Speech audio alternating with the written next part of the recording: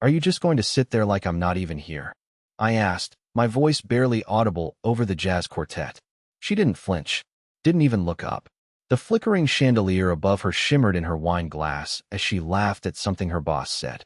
Her hand, the one with our wedding band, rested on his forearm like it belonged there. I had already finished my drink, a mistake. It left my hands empty, my brain loud, and my chest hollow. They were at the far end of the table. 15 chairs between us, and somehow, I felt miles farther than that. People passed dishes, clinked glasses, took group selfies, and not once did Tessa glance my way. Not when I toasted with the intern. Not when I excused myself for the third time.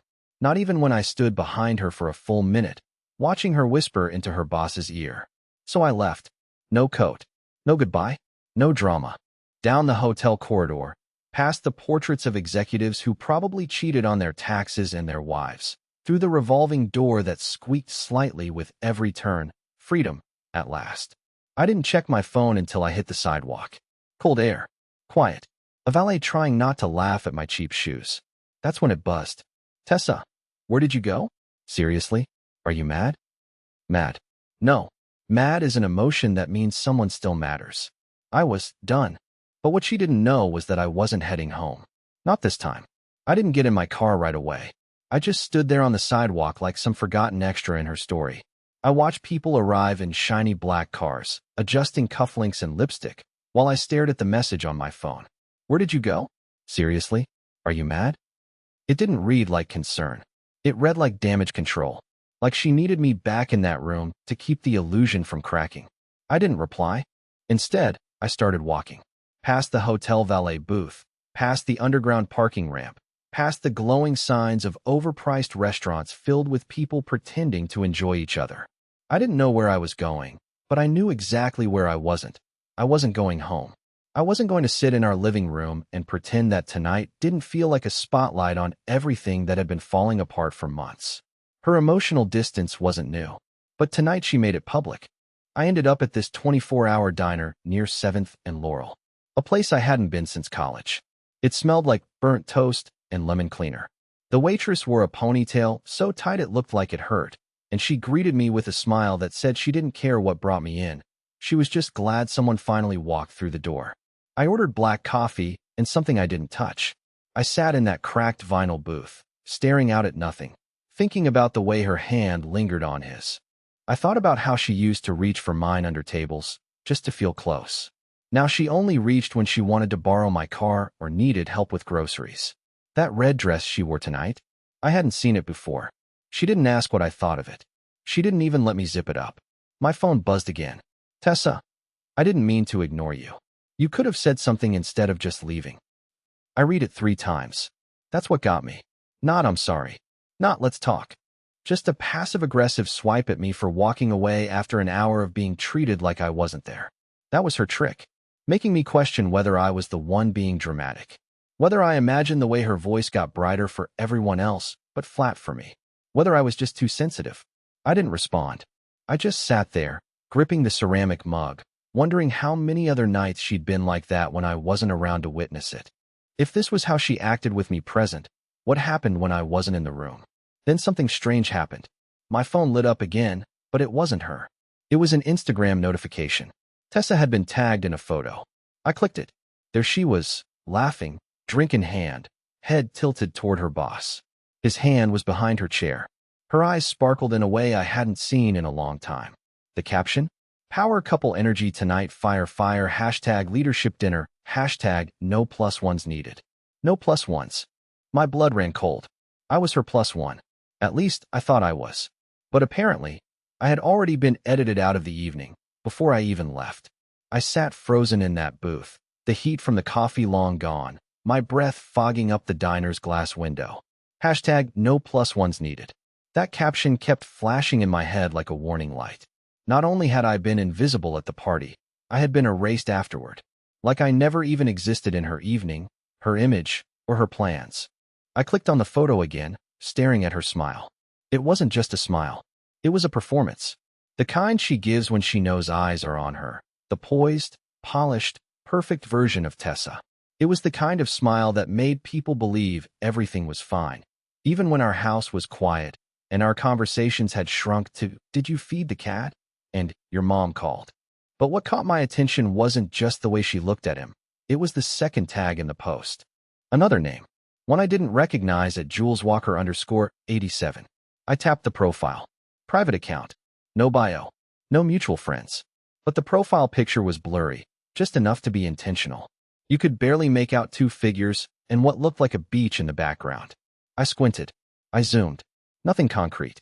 But something about the username stuck in my head. I'd never heard of Jules Walker before. But if he was being tagged in a post with my wife and her boss, and being left out of the photo, I had a feeling this person wasn't just someone from HR. I returned to the photo and started scanning the comments. Fire, fire, fire, okay, power moves, Tess. Get it, girl. You look stunning. Brandon's lucky to have you on the team, winking face. There it was. A wink emoji. I didn't know if I was overreacting or just finally reacting. I exited the app and opened Tessa's contact thread. She had texted again. Tessa, are you really going to ignore me all night now? Can we just talk? Talk. That's rich. Now she wanted to talk, after spending hours pretending I was just part of the hotel furniture. After tagging herself in a post where she wasn't someone's wife, just the star of the night. I stared at my screen and typed out a message. Then I deleted it. I typed another one. Deleted that too. The truth is, I didn't want to start a fight over text. I wanted answers.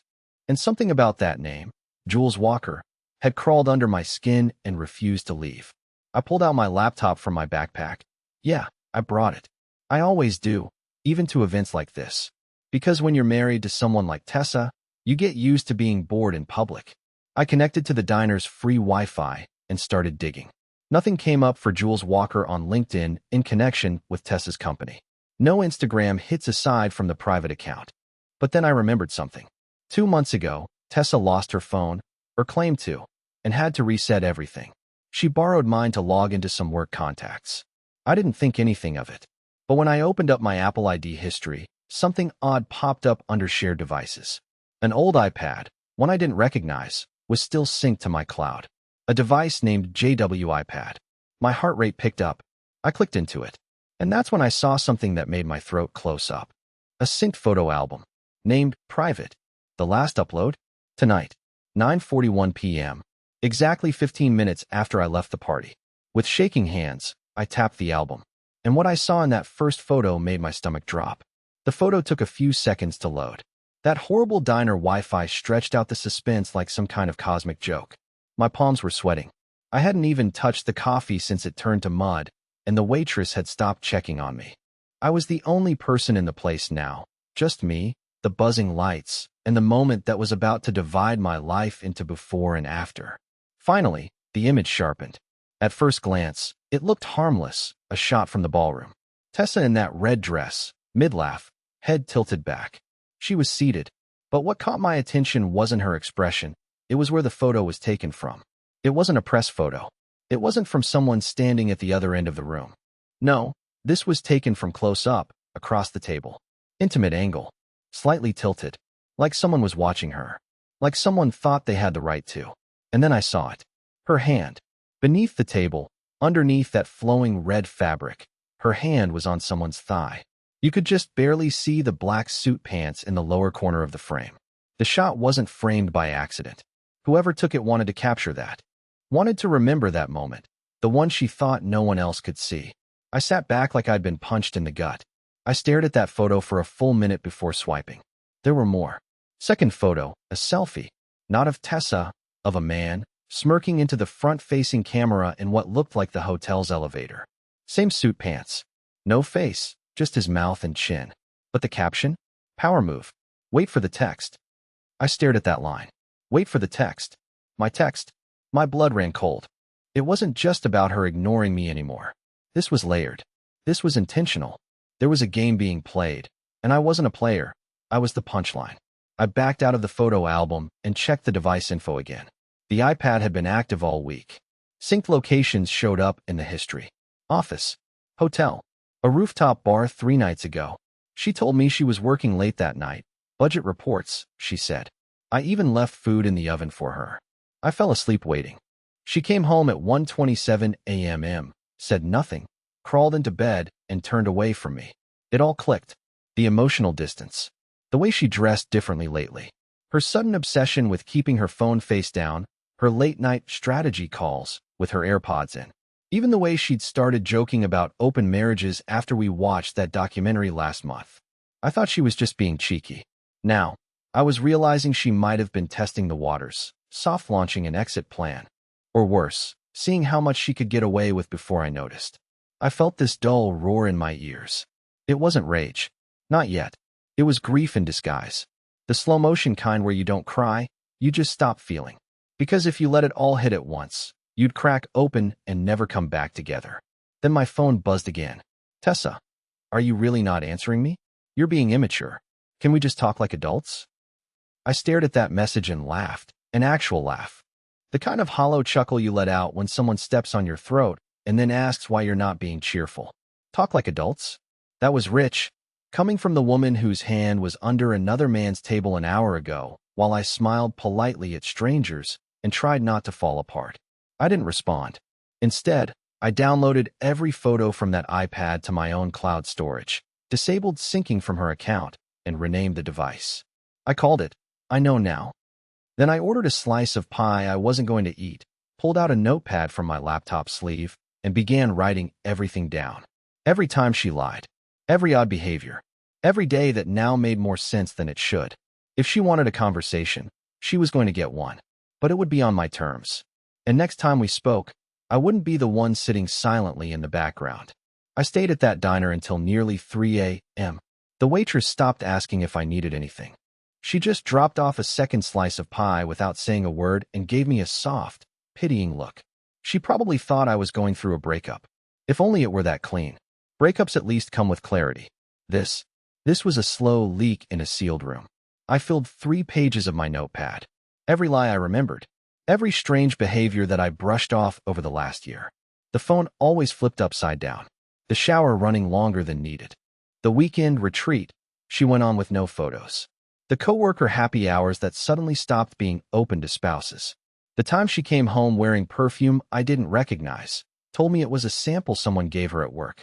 I wasn't just remembering. I was documenting. Because something in me had shifted. For the first time in years, I stopped blaming myself for her distance.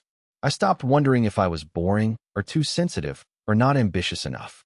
I started seeing it for what it really was. Her slow, deliberate erosion of our marriage while making me feel like I was the one sinking it. At 3:06 a.m., I finally drove home. The house was dark, quiet, too clean. I remember thinking it didn't even smell like home anymore, just like candles and emptiness. She was asleep in bed, curled up on her side, still in the same red dress. Like she had passed out right after I left. Her makeup was smudged, phone clutched in her hand. I stood there for a second just watching her. I thought I'd feel rage. Or heartbreak. But what I really felt was distance. A chasm. Like I was looking at someone I used to know through a foggy window. I didn't wake her. I didn't speak. I walked past the bed, into my home office, and locked the door behind me. The first thing I did was pull out an old external hard drive, one I hadn't used in years. I backed up everything from the synced iPad folder. Then I printed the most damning photos and put them in a plain white envelope. Not to confront her yet. No, that wasn't the plan. I wasn't going to blow up. I wasn't going to scream or throw anything or beg for answers. That's what she'd expect. That's what they all expect. That's what makes them feel superior. The dramatic collapse of the man they've already emotionally detached from. No, I was going to do something much worse. I was going to act like nothing had changed. I was going to be the perfect husband. For now. The next morning, she stirred around 8:30. I was already in the kitchen, frying eggs, brewing her favorite coffee, the one with cinnamon and oat milk, just the way she liked. When she walked in, still in that crumpled red dress, mascara smeared like a raccoon, I smiled at her like it was just another Saturday. She blinked, disoriented. "You didn't come home last night," she said, rubbing her eyes. "I did," I replied. "You were asleep. I didn't want to wake you." She gave me a weird look. "Why didn't you answer my texts?" I shrugged. Battery died. And then, I kid you not, she actually apologized. "I'm sorry if I ignored you last night. Brandon needed me to run point on the auction logistics, and it just got kind of chaotic. I didn't mean to make you feel, invisible." Invisible. She used the word I'd never said out loud. I kissed her on the cheek. Told her it was fine. Told her she looked beautiful in that dress. She smiled, cautious, like she knew I should have been mad but couldn't tell why I wasn't. Then she asked what my plans were for the weekend. And I told her, nothing, babe. I'm all yours. But in my head, I was already planning everything I wasn't going to say and every move I was about to make. It's strange how calm you feel when you finally stop waiting for someone to love you properly. There's no more panic, no second guessing, no desperate need to fix things. Just space. Cold, clean, and quiet. That's how the weekend felt. Like I was watching a movie she didn't know I was writing. After breakfast, Tessa slipped into her robe and curled up on the couch with her laptop, saying she had some follow-up reports to submit from the party. I nodded, brought her coffee, kissed her on the forehead, and asked if she needed anything. She smiled, suspicious but flattered. I hadn't been this attentive in months. She didn't know it was an experiment. I was testing how easily she could fall back into routine, into comfort, into thinking I hadn't seen what I saw. I knew her schedule. I knew she planned to go to the gym at 11, the nail salon at 1, then a team call from 4 to 5. All that gave me a 5-hour window.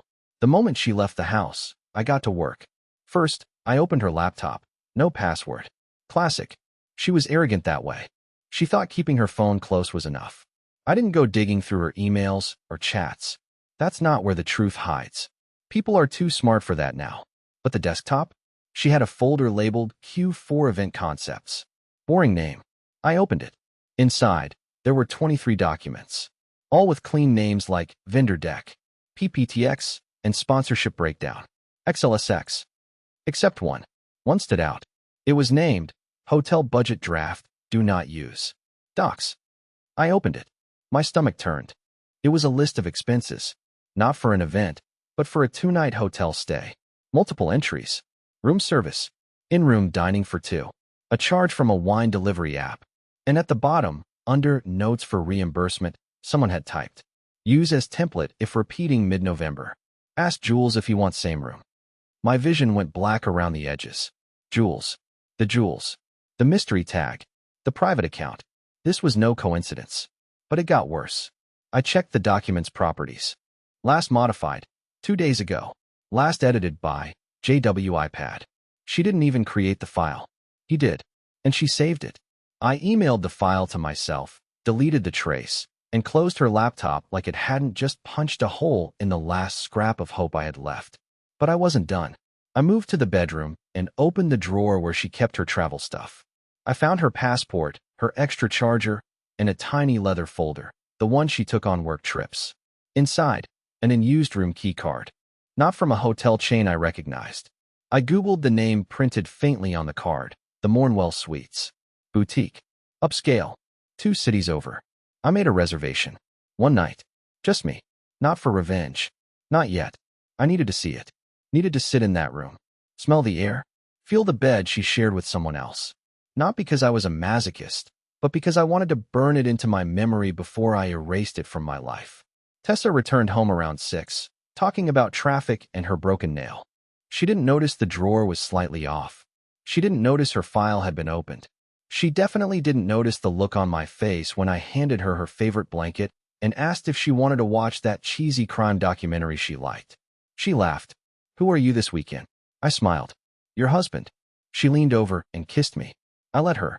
Because the better the lie felt to her, the harder it would hit when the truth cracked through. That night, she slept like a baby. I didn't sleep at all. I just lay there, staring at the ceiling, planning exactly how to break the illusion she was still in control, without raising my voice, without touching a single hair on her head, and without her realizing it had already started. The Mornwell Suites smelled like lavender and ambition.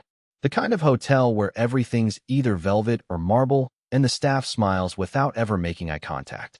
I checked in under a fake name. Nothing dramatic, just my middle name and my old college email. Nobody questioned it.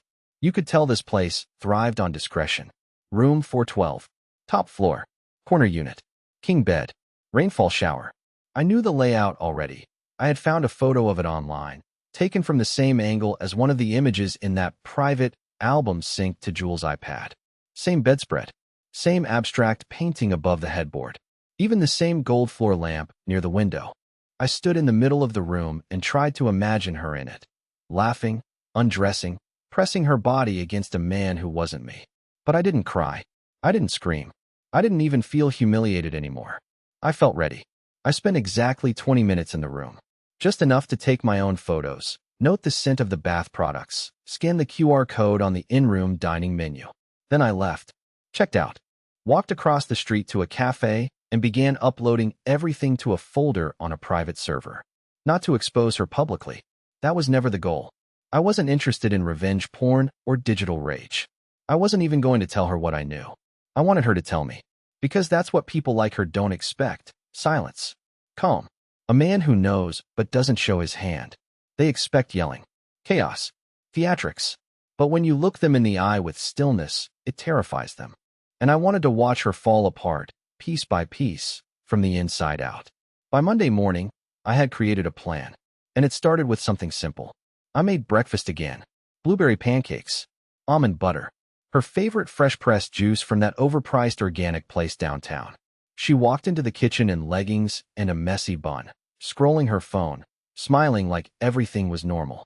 I watched her closely. Her left hand twitched just slightly, like she was waiting for me to bring something up. But I didn't. I kissed her on the temple and told her I loved her. That was step 1. Step 2 was even simpler. At 10:45 a.m., I sent a calendar invite to her work email. Lunch reservation. 12:30 p.m. Cordelia's Bistro. 2 guests. She opened it while sitting across from me on the couch. Her eyebrows lifted. You made lunch plans? She asked cautiously. Yeah, I said, not looking up from my laptop. Thought we could just take a break together. Haven't done that in a while. She hesitated. You sure? I've got. I looked at her for the first time that morning. Just one long glance. She nodded. Okay, I'll make time. We drove in silence. Not awkward silence, heavy silence. Like she knew something was coming but didn't know which direction it would hit from.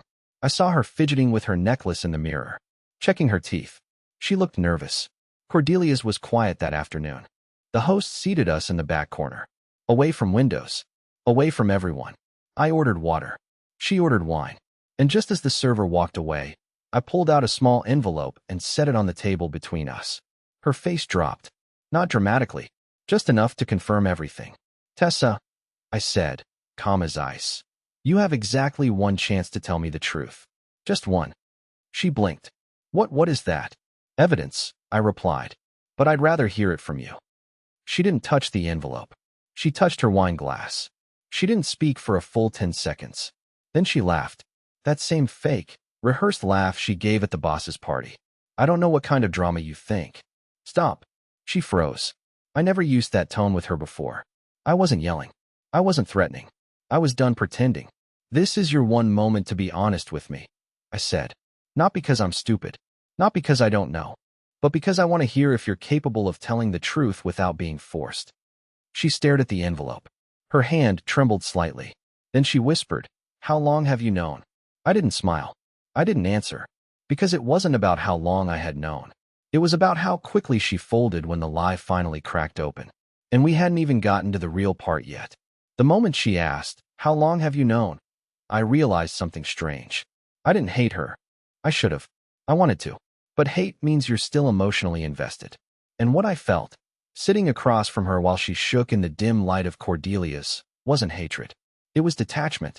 For the first time in years, I was seeing Tessa not as my wife, or my partner, or the girl I used to dream about. I saw her as a person. A flawed, guarded, self-serving person who had stopped choosing me long before I noticed. And suddenly, that made her smaller. Not evil. Not powerful. Just small. She didn't open the envelope. She didn't have to.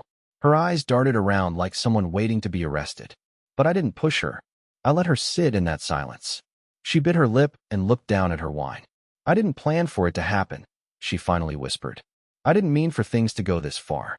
I nodded. That's the thing with lies. They don't feel like lies until they cost something.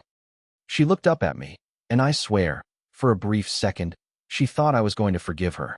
Like this was just one of those dramatic scenes we'd move past. Like I'd rip the envelope in half and say, let's just start over. But that's not the version of me she was sitting across from. Not anymore. I'm not here to punish you, I said. I'm here to thank you. Her eyebrows pulled together. Thank you, I repeated, for finally showing me who you are. For reminding me what I deserve. For making it so clear that I've outgrown this version of my life.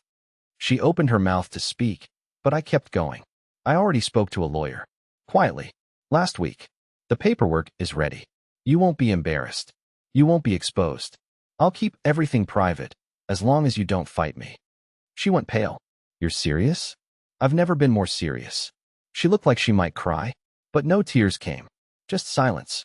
For once, she had no script. No way to twist the narrative. I reached for the envelope, slid it back into my coat pocket, and stood up. You can finish the wine, I said. I'm going to pick up a few things from the house this weekend. After that, I won't be back. She sat there, stunned, completely still, completely alone, and I walked out without turning back. It's been 6 months since that day. The divorce went through quietly. She didn't contest it. I moved into a small place outside the city, nothing fancy, but it feels like mine.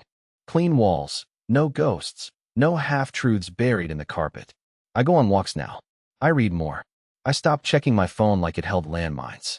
I even joined a community photography class, something I always said I wanted to try, but never did because Tessa once called it a waste of time. I take pictures of the ocean now, of light hitting glass, of strangers laughing. And last week, during class, I met someone. Her name's Laurel. She smiled at me like I wasn't invisible. I smiled back, not because I needed someone new to fix what she broke, but because I already fixed it myself.